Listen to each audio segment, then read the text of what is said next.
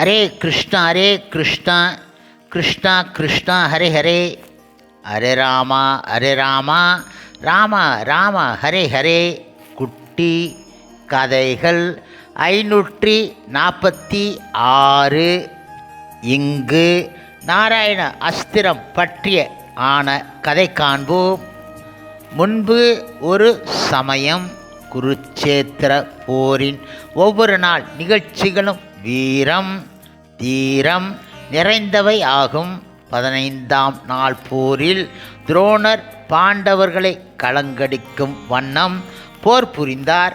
போர்க்களத்தில் அவருடைய தேர் சென்ற இடமெல்லாம் பாண்டவர்களுக்கு அழிவு ஏற்பட்டன. உக்கிரத்துடன் அழித்து கொண்டு இருந்தார் மிக மிக வேகமாக. பாண்டவர்களும் துரோணரின் போர் திறமைக்கு முன்பு தோற்று போய் விடுவோம் என்ற அச்சம் தோன்றியதால் புதிய வழிகாண ஆலோசனை செய்தார்கள். இப்பொழுது துரோணரின் அஸ்திர அறிவு அளவு கடந்தது. அவரை எதிர்த்து அர்ஜுனன் நிற்க தயங்கினான். குருவை எதிர்த்து போரிடக்கூடாது என அவன் நினைத்தான். துரோணரை வெல்லக்கூடிய தகுதி அர்ஜுனனுக்கு மட்டும்தான் உண்டு. இருந்தாலும் அவன் யோசித்தான். துரோணர் தமது மகன் அஸ்வத்தாமா மீது அளவற்ற அன்பு கொண்டு இருந்தார். அவன் இறந்தான் என்ற கேள்வி உற்றாலே துரோணர் செயலற்று விடுவார். எனவே தர்ம புத்திரரை அஸ்வத்தாமா இறந்தான் என சொல்லுமாறு பகவான் கிருஷ்ணர் கூறினார். இப்பொழுது தர்மர் தாம் பொய் உரைக்க மாட்டேன் என கூறினார். தர்மத்திற்காக கூறப்படும் பொய் மெய்க்கு சமம் என பகவான் கிருஷ்ணர் கூற அவரை சம்மதிக்க வைத்தார். யுத்தம் தொடர்ந்து நடைபெற்று வந்தது. துரோணர் உக்கிரமாக பாண்டவ வீரர்களை வெட்டி வீழ்த்தி கொண்டு இருந்தார். அப்போது அவர் காதுகளில் விழும்படியாக அஸ்வத்தாமா இறந்து விட்டான், அதாவது யானை என தர்மர் உரக்க கூறினார். அதாவது யானை என்ற சொற்களை மெல்ல உச்சரித்தார். யானை ஒன்று இறந்ததை யுதிஷ்டிரர் கூறியது காதில் விழவில்லை. அஸ்வத்தாமன் இறந்துவிட்டான் என்பதை கேட்டார். மகன் இறந்துவிட்டான் என்ற செய்தியை கேட்டு துரோணர் ஆயுதங்களை வீசிவிட்டார். போர் செய்ய இயலாதவராக நின்று கொண்டு இருந்தார். அந்த சூழ்நிலையை பயன்படுத்தி கொண்டு அவரை கொல்வதாக சபதம் செய்திருந்த திருஷ்டித்யும்னன் துரோணரை கொன்றுவிட்டான். பின்பு இதனை அறிந்தான் அஸ்வத்தாமன். இப்பொழுது அஸ்வத்தாமன் தனது தந்தை துரோணர் கொல்லப்பட்டதை அறிந்து கொதித்து எழுந்தான். மா வீரரான துரோணரை கொன்ற பாண்டவர்களை அழித்தே தீருவேன் என சூள் உரைத்தான்.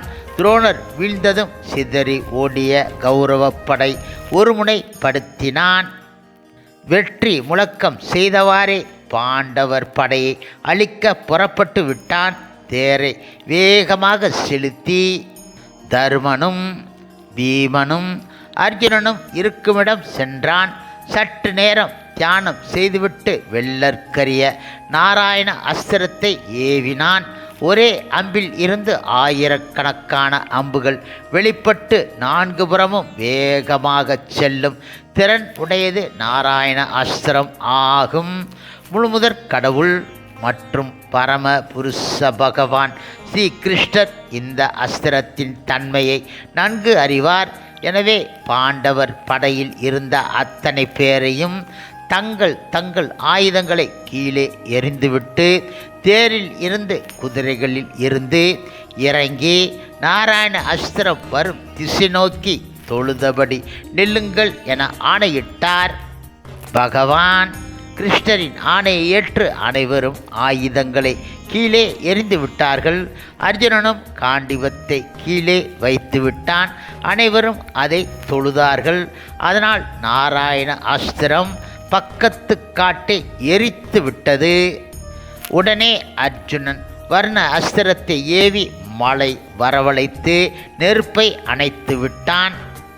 அஸ்வத்தாமன் எய்த நாராயண அஸ்திரம் பலன் அளிக்கவில்லையே என நினைத்த துரியோதனன் அதனை மறுமுறை எய்யுமாறு அஸ்வத்தாமனிடம் கூறினான்.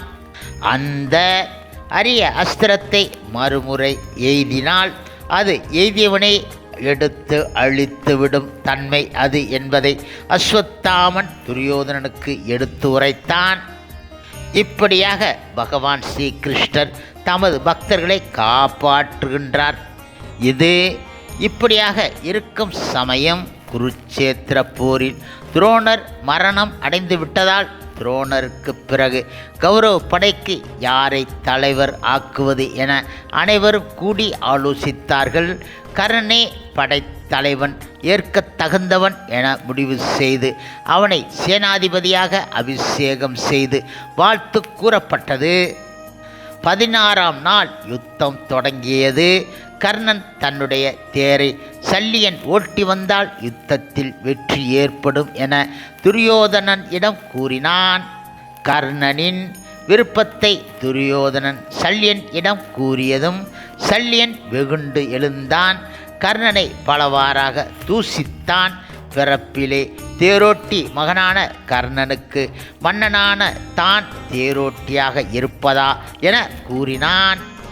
நான் நினைத்தால் மலைகளை தகர்ப்பேன், பூமியை பிளந்து விடுவேன், சூரிய சந்திரர்களை வீழ்த்தும் ஆற்றல் படைத்த என்னை சத்திரன் அல்லாத கர்ணனுக்கு தேரோட்டச் சொல்கின்றீர்களே, இது என்னை அவமதிப்பதாகும்.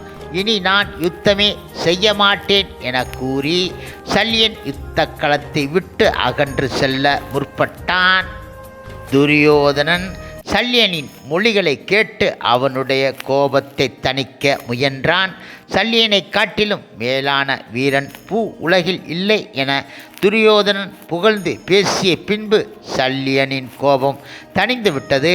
கர்ணனுக்கு தேரோட்டவும் ஒப்புக்கொண்டான் சல்லியன்.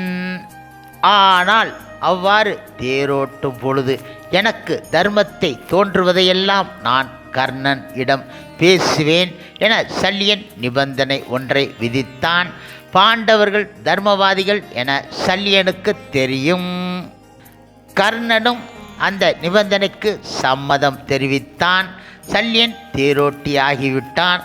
ஆனால் கர்ணனின் வீரத்தை குறை கூறியும் பாண்டவர்களின் வீரத்தை பெரிதும் பாராட்டியும் சல்லியன் பேசினான். சல்லியனின் திறமையை நினைத்து கர்ணன் பொறுத்து கொண்டான். காரணம் தர்மமே ஜெயிக்கும் என்பதை கர்ணனும் அறிந்து உள்ளான். இதற்கு முன்பாக நடந்த சம்பவம் ஒன்றை பார்ப்போம்.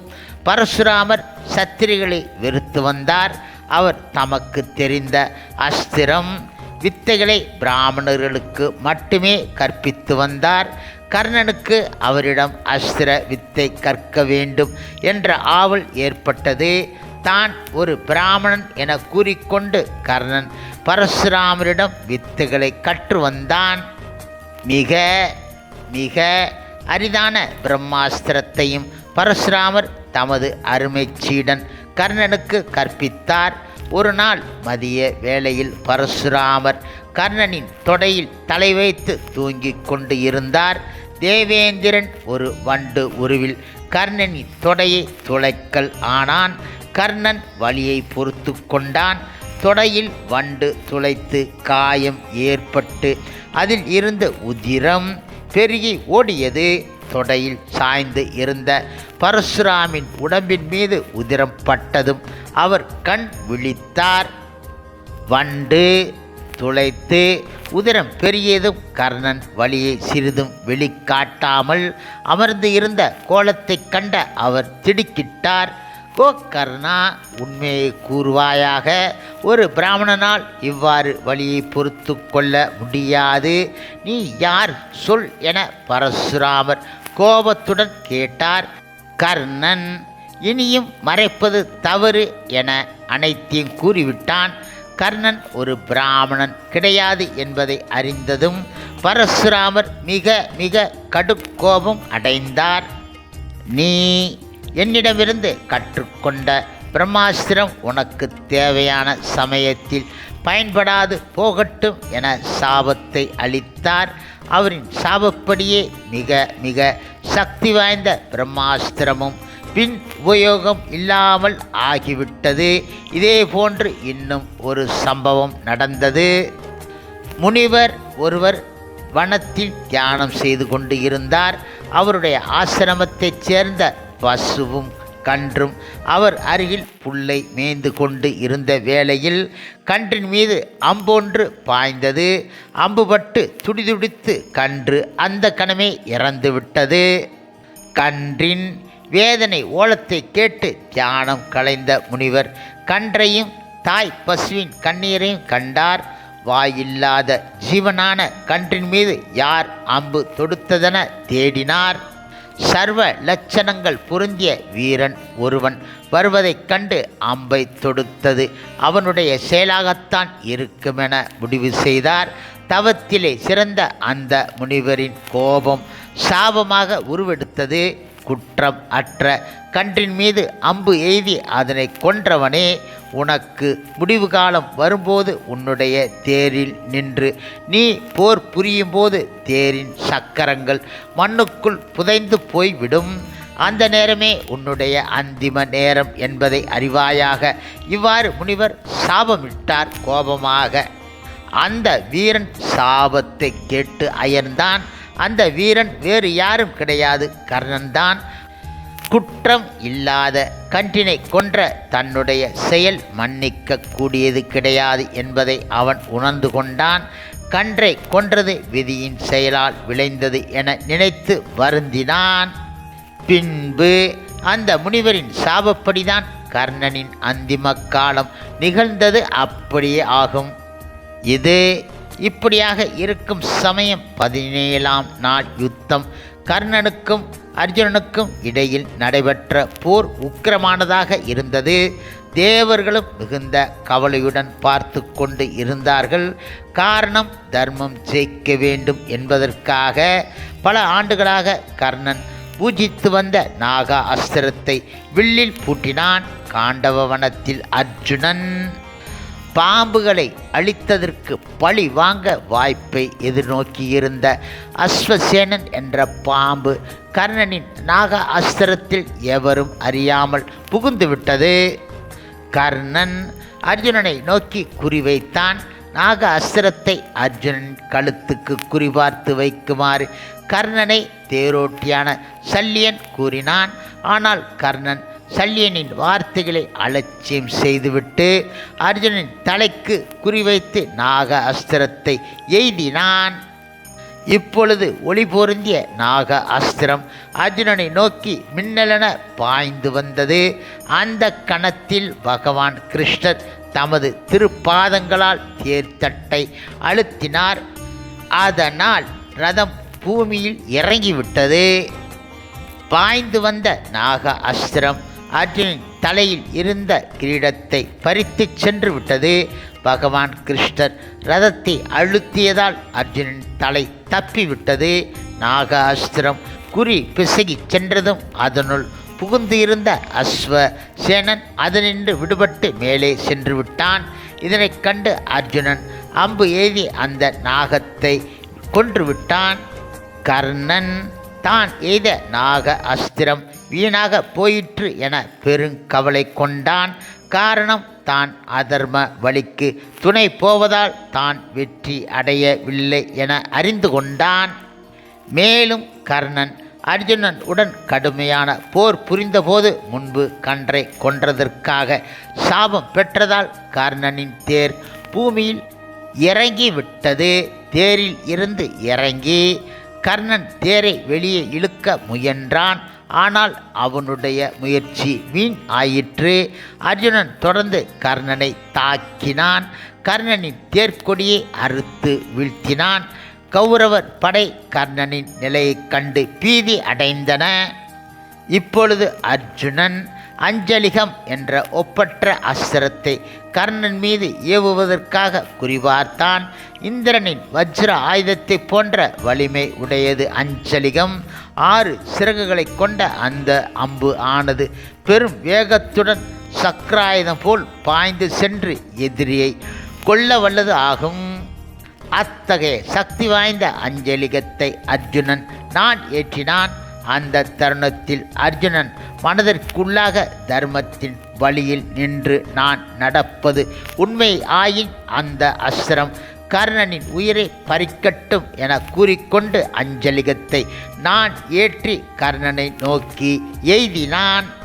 மின்னல் வேகத்தில் பாய்ந்து சென்ற அந்த அஸ்திரமானது கர்ணனின் தலையை கொய்து விட்டது. காரணம் அதர்மவாதி என்பதால் எவராலும் வீழ்த்த முடியாத அதர்மவாதி கர்ணனை தர்மவாதி அர்ஜுனன் சுலபமாக வென்றுவிட்டான். கர்ணன் மறைந்ததும் அஸ்தமனம் ஆனது போல போர்க்களத்தில் இருள் சூழ்ந்துவிட்டது. தர்மவாதி பாண்டவர்கள் தரப்பில் மகிழ்ச்சி ஆரவாரமும் கௌரவர் தரப்பில் துக்க ஓலமும் எழுந்தன. காரணம் அதர்மத்தை கௌரவர்கள் கை கொண்டதாலேயே ஆகும். ஹரே கிருஷ்ணா ஹரே கிருஷ்ணா கிருஷ்ணா கிருஷ்ணா ஹரே ஹரே, ஹரே ராமா ராமா ராமா ஹரே ஹரே. ஸ்ரீல பிரபுபாதரின் சேவையில் இஸ்கான் பக்தர்கள்